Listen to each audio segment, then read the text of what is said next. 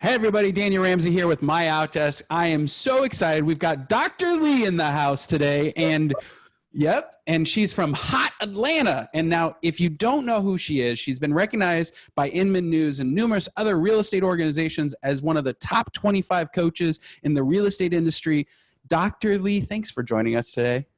Thank you for having me. It's always good to see people. I feel like I've been quarantined and just away from everyone for so long. But we're gonna get you in front of a lot of people because we're gonna send this out to everybody. And if you're listening today, we're gonna do the top 4 laws from Dr. Lee in follow-up. And what I'm excited about right now is everybody's trying to make this kind of crazy transformation from brick and mortar to everybody's on digital, right? We're all virtual right now. So we got an expert today, Dr. Lee, to share everything that she's learned over how many years have you been doing this? I will say my whole life because I'm second generation, my parents. So my whole life. We've got the doctor in the house. Okay. Well, let's start and with just your story. Who are you? How long have you been doing this? I always like to introduce the guests so that the audience knows why they should pay attention. So I'm going to give you a short, condensed version of just how I got to being a trainer and coach. 10 years ago, so a little longer than 10 years ago, back when the recession was going strong. Like I said, I grew up in the real estate family, and I moved here a little bit before the recession, moved to Atlanta from Michigan, thinking, hey, I'll go ahead and get started. My parents had apartment buildings and communities. So I'm like, okay, I can do that. In Atlanta, I'll start that. So I get here, things were going well until 2007, October to be exact, the stock market crashes. Now, at that point, I was in my 20s. My 20s, nobody else's, my young and dumb years. So young and dumb me said, how bad can it get? Yep. We all know it got really, really bad. So bad that I would say 95% of the buildings I had, because I had tenants, I wasn't flipping, I was buying and holding, 95% of them lost their jobs. And for me, I couldn't be heartless and just kick people out because I knew what was going on. So I said, okay, I got to pivot. I got to figure out something else to do. So young and dumb me said, why don't I get my real estate sales license and sell real estate, even though the market is crashing because of real estate? So I get my license. At the time, my brokers, my trainers and managers, they said, hey, you got to do the traditional thing. Door knock, cold call. Wasn't working for me. So I got on, at the time, a little unknown thing called Facebook. Okay. I remember someone saying to me, Facebook, this is how long ago it was, you need to be on MySpace. Facebook's for teenagers. It's going nowhere. And it's like, are we all laughing at that now? Yes, we are. So anyway, I went with my gut, didn't listen. I got on Facebook. My business took off so much so that by the end of 2008, I had to build a team. I couldn't keep up with all of the business. I couldn't keep up with follow-up, which is what we're going to talk about. But from there, my brokers had me come in and do trainings. And then from there, fast forward 12 years later, I've been training now across the world, and it's been amazing. So technology, social media, and follow-up are my favorite things to talk about. And I'm excited we get to do it today. Yeah. So technology, innovation, and follow-up. Those are your 3 kind of favorite things? Absolutely. So let's talk disruption. I love it. So let's talk about disruption real quick, and then let's talk about technology a little bit, the innovation side, and then we'll jump into the 4 laws of follow-up by Dr. Lee and hopefully add value. What's going on in the innovation space right now? Boy, so I'm sure a lot of industries, everybody's seeing more use of video. We saw this before the pandemic. And as a result, even with video, one of the things in the real estate industry, which may or may not be happening in other industries, but disruption, people were trying to say, hey, we don't want to keep paying for your service. Let's try to cut you out. And that happens in a lot of industries, right? Where what you provide can be threatened. So we were seeing that at an all-time high, and it was because of video and different things where people felt like, hey, we've got these platforms where we can do a virtual tour. We don't really need you to open the door for us. But what we've seen since the pandemic is that, and this is what we as in our profession, we already knew, and this is probably most businesses, even though you may have different technology tools, which are great and they're helpful, you still ultimately need someone to explain the process who does this every day. If you don't do this every day, who wants to spend 2 months trying to learn everything like it's going to be your new career when it's not? You're just trying to do one transaction. So we've seen all of that just kind of come almost full circle, in that the very thing that was disrupting us has now been the catalyst for us to get in front of more people and work with more people. So much has changed. I just read an article about a mall, a major, international mall, opening drive-through movie theaters. So like there's going to be 125 brand new drive-through movie theaters. And so COVID has really changed everything. A pandemic has changed everything. What are you seeing in the technology space? What are you seeing like happening? What's innovative? What's going on in that space that's kind of interesting? Yeah, so the best thing that I'm seeing is that we are embracing video more. I know I keep mentioning video, but that's been the piece for so many people and so many businesses where people have been slow to adopt it. We've seen people like, I think he's 8 years old, the 8-year-old on YouTube who made last year like $20 million. We've seen that. It's been around for a long time, but many people in business have been slow to embrace it. And as a result, we haven't really reaped the rewards that come from embracing video more. So anyway, now that's what I'm seeing. I'm seeing people that have been very timid about using video because now we're all doing this Zooming more. We're doing so much more with video. People are embracing it. And it's now becoming a part of marketing that is really, again, the catalyst for increased business, even at a point where we're really in a recession. But a lot of people are experiencing business growth. What's crazy, as you're talking about that, I mean, our whole company has transitioned to virtual. We've been virtual for 13 years. Video has been a big part of what we've done. And this interview is video. This is going to go on YouTube everywhere. And yet when I see other entrepreneurs, they're like, I don't know if I want to be on camera, or I don't know if I want to talk about what I do. And so there's definitely some opportunities for people who want to be innovative and really push the boundaries of digital marketing today. Absolutely. And again, I'm just so thankful that because now we are using this to even just simply communicate with loved ones, people are getting more and more comfortable with video. So I'm hoping that what we're going to see come from this is, again, business growth for so many people that hadn't experienced it before. That's cool. All right. Well, let's dive into our main topic, which is the 4 laws of follow-up by Dr. Lee. So I'm excited because I'm a sales guy, and we're consistently getting questions from clients. How do I build up a follow-up team? How do I get ISAs to prospect for me? How do I make it, can I just buy some phone numbers and put them in a CRM and then call? And I'm like, no, you've got to build a system. So let's dive in. What does the system look like, according to Dr. Lee, for a company to really grow through a follow-up process?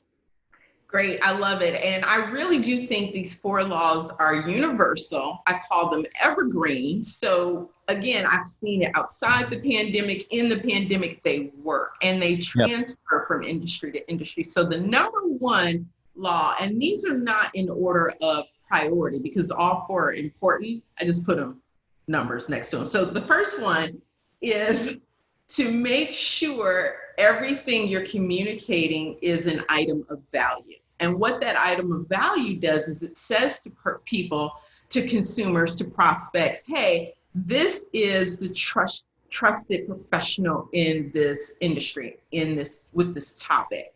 So Daniel and I were talking about this briefly earlier, how I've seen people who, again, for example, may be a real estate sales agent, but they're always sharing recipes on how to bake banana bread, which is like great if you want to have a cookbook, but not so great if you're trying to position yourself as an expert in another industry, right? Right.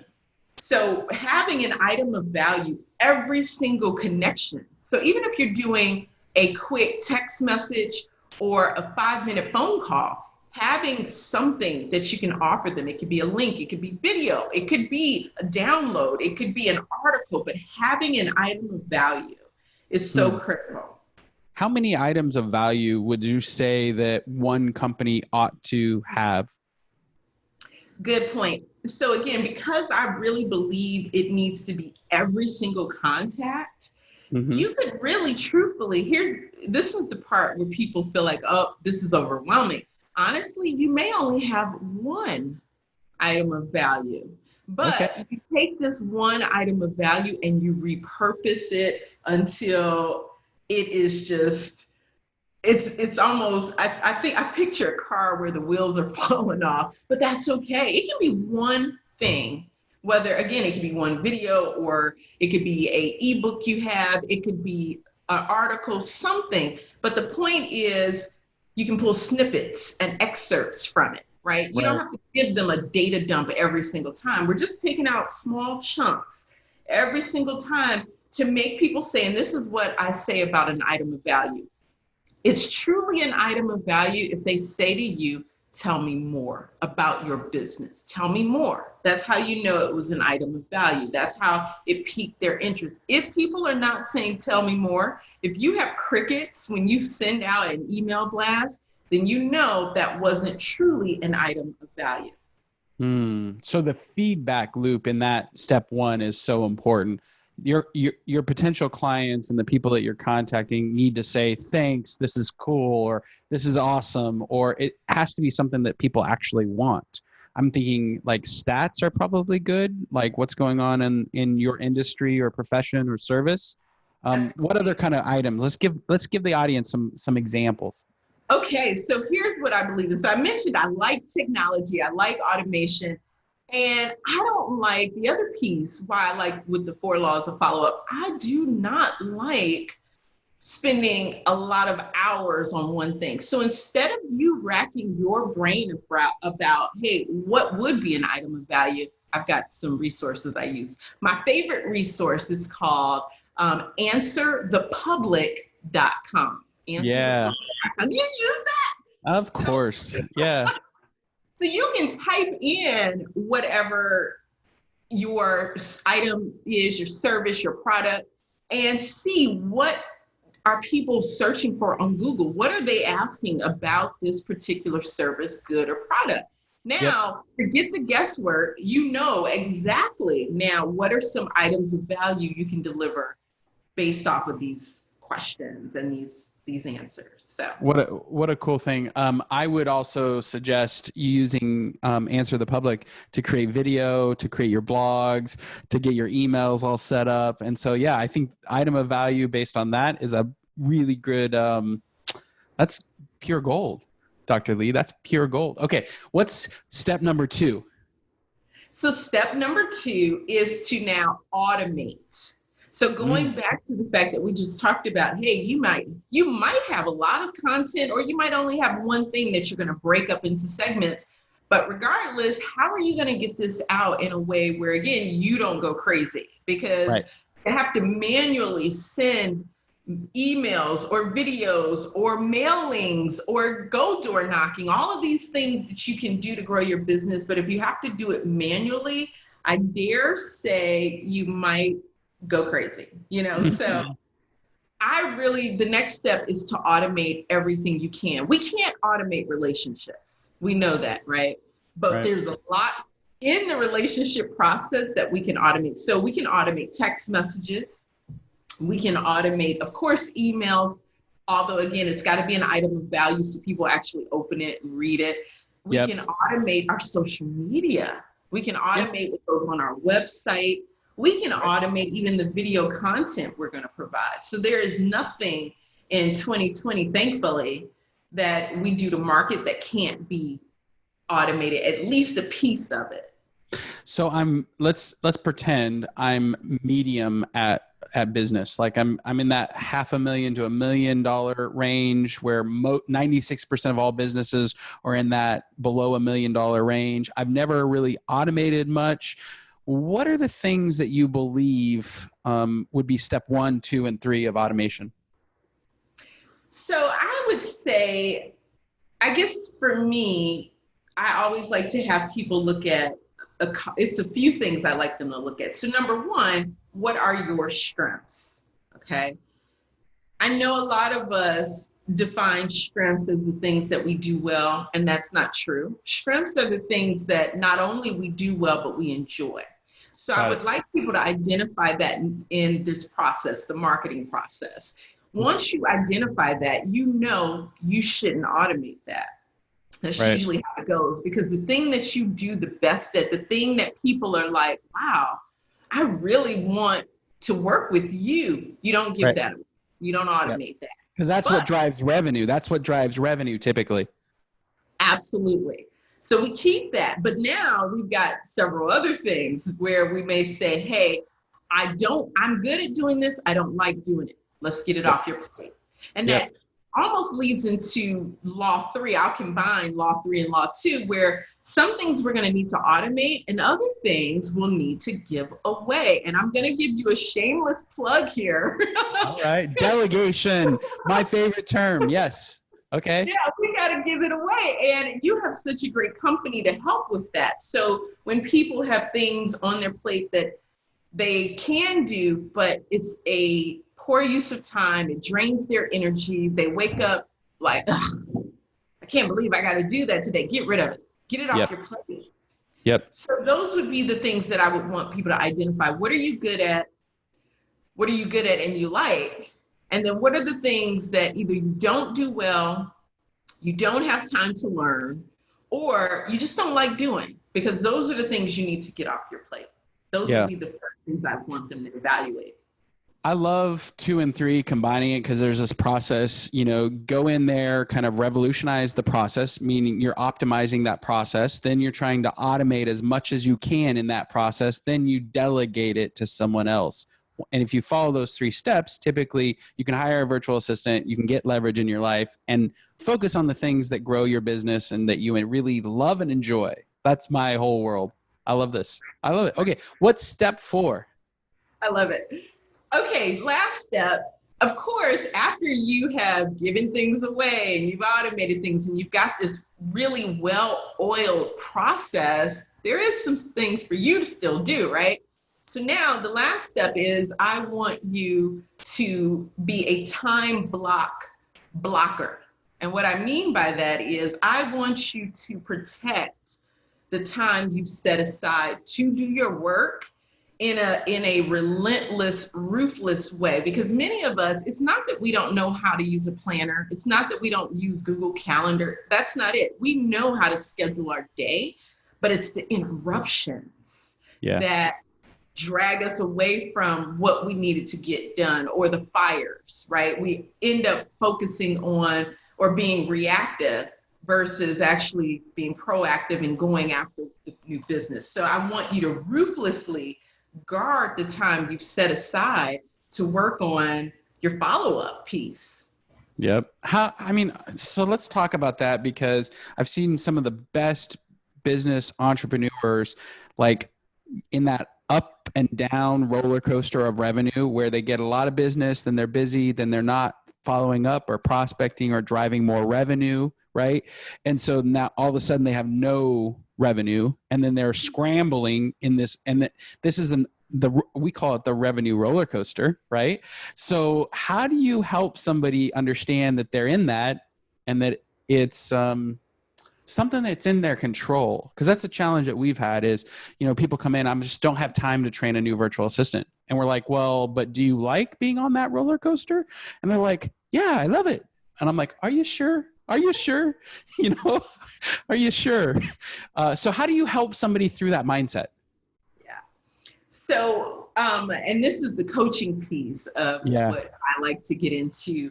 How oftentimes, like you said, because we've been doing it for so long, we almost think it's normal. We almost think, I don't have an option. This is the only way it can be done. So this is where we're going back to the word we started with, disruption has to come into play.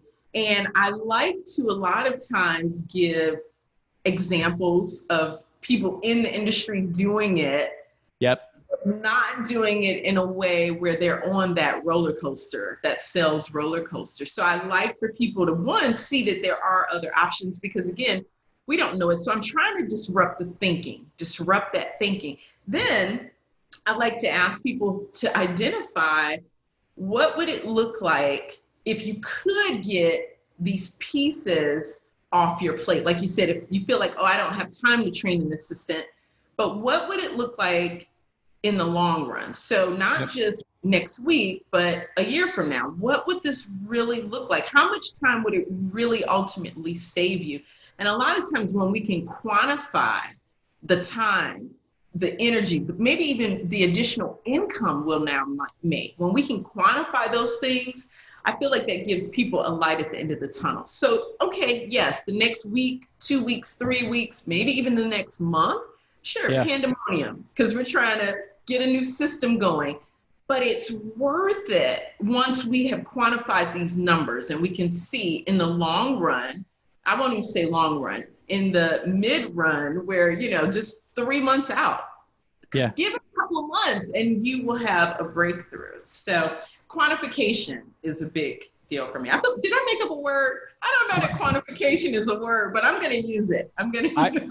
I see a doctor in your name, so I just assume you're smarter than everybody else that's listening, including myself right here. So, okay, this has been great. Rattle off the 4 laws one more time for the audience, and then we're going to jump into how you coach people, what you do, and how somebody might actually get a hold of you. Is that cool?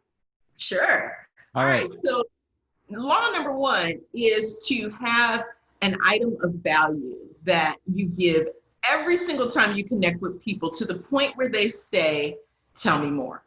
Remember, if they don't say tell me more, that wasn't an item of value for them. Number 2, automate everything you can. Not relationships, but a lot of little paperwork and the little administrative things, they need to be off your plate, which goes into law number 3, give it away. Get rid of your inefficiencies. And for many of us, that absolutely means virtual assistants, because that gives us an opportunity to not be responsible for someone's 40-hour-a-week livelihood and benefits and all of those things. And the 4th law is be a time blocker. Protect this time to do follow-up. There you go. There you go. Dr. Lee Davenport, thank you so much for being here. If our audience wanted to get a hold of you, find you, stalk you, maybe hire you, how would they do that? So for me, everything is just my handle, Learn with Dr. Lee. The website, Learn with Dr. Lee, throw a .com at the end of it, but you can find me on Instagram, Facebook, YouTube, even TikTok. That's just dancing. We're in the office. You're dancing on TikTok? You're dancing on TikTok? I've got my whole office and we got it's crazy, but. There you go. I love it. All right. Well, Dr. Lee, thanks for joining us today at MyOutDesk.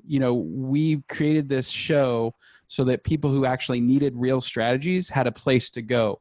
And you've obviously added to that. So I just want to thank you and thank the audience for listening today. My name is Daniel Ramsey, the CEO and founder of MyOutDesk. We help companies save money, time, and scale their business. Thanks for joining us today, Dr. Lee.